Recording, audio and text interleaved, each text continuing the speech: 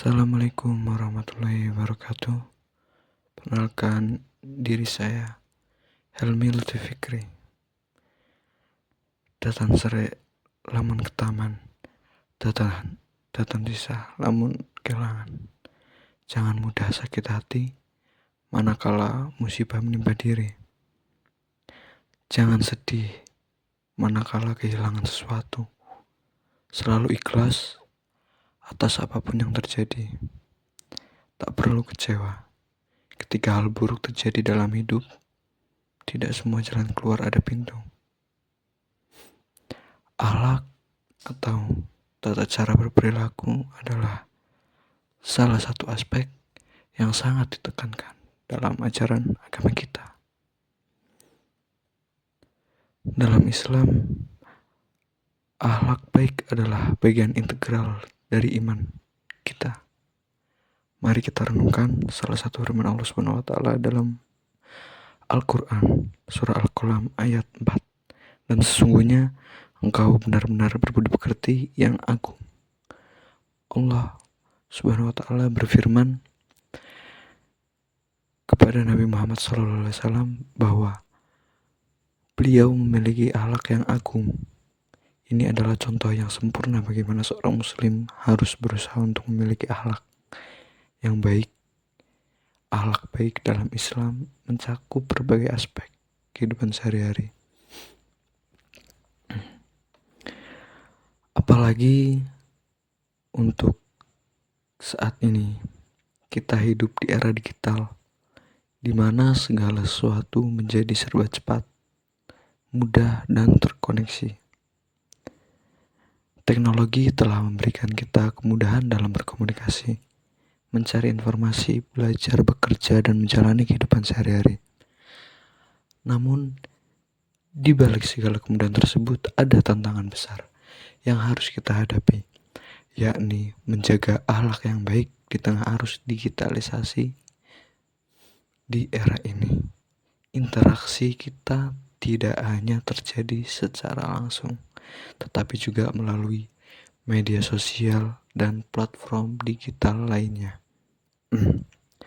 Sayangnya, banyak di antara kita yang lupa bahwa akhlak dan etika juga berlaku di dunia maya.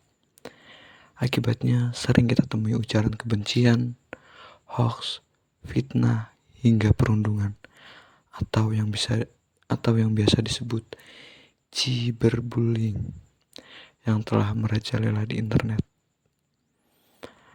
Sebagai umat yang beriman, kita harus menjaga akhlak kita dimanapun kita berada, termasuk di dunia maya. Rasulullah SAW bersabda, sesungguhnya orang yang paling sempurna imannya adalah yang paling baik akhlaknya. Hadis riwayat Ahmad. Oleh karena itu, marilah kita jadikan ajaran Rasulullah sebagai pedoman dalam menggunakan teknologi. Adapun beberapa cara untuk menjaga akhlak yang baik di era digital, saya akan memberikan beberapa cara. Ada 4 cara menurut saya sendiri, yaitu 1, kita harus bijaksana dalam menggunakan media sosial. Jangan mudah terprovokasi oleh berita yang belum jelas kebenarannya. Pastikan informasi yang kita bagikan bersifat manfaat dan tidak merugikan orang lain. Catat. Selanjutnya, yang kedua, menghormati orang lain di dunia maya. Jangan menggunakan media sosial untuk menyerang, menghina, bahkan mempermalukan orang lain.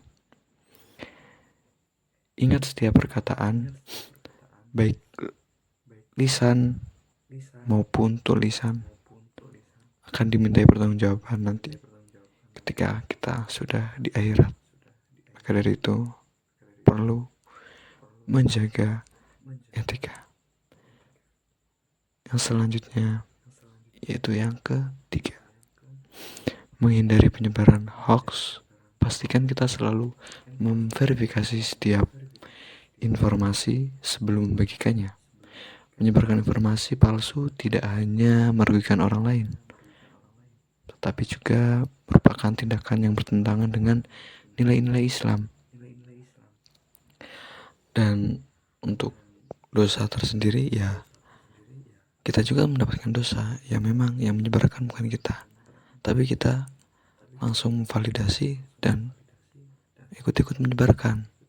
Itu tidak baik. Yang selanjutnya ada yang keempat, yaitu menebar kebaikan di dunia maya. Jadikan media sosial sebagai sarana untuk berdakwah, berbagi ilmu, dan memberikan inspirasi kepada orang lain.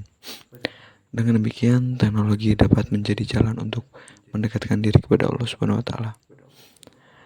Perlu kita ingatkan kembali, era digital adalah sebuah berkah jika kita mampu menggunakannya dengan baik. Namun teknologi juga bisa menjadi musibah jika kita menggunakannya tidak dengan cara yang bijaksana. Maka dari itu dalam memanfaatkannya kita harus dengan benar. Mari kita jadikan akhlak yang mulia sebagai dasar dalam setiap tindakan kita, baik di dunia maya maupun baik di dunia nyata maupun di dunia maya. Tidak hanya dalam dunia digital saja, dalam kehidupan sehari-hari pun kita harus menjaga akhlak baik, akhlak yang baik bukan hanya tentang berperilaku baik di depan orang lain, tapi juga dalam hati dan pikiran kita. Itu mencakup tata krama dalam berbicara, kesantunan, dan berinteraksi. Mungkin hanya segitu penjelasan dari saya terkait akhlak, baik akhlak dalam media sosial maupun akhlak dalam sosial kehidupan sehari-hari. Kurang lebihnya mohon maaf. Wassalamualaikum warahmatullahi wabarakatuh.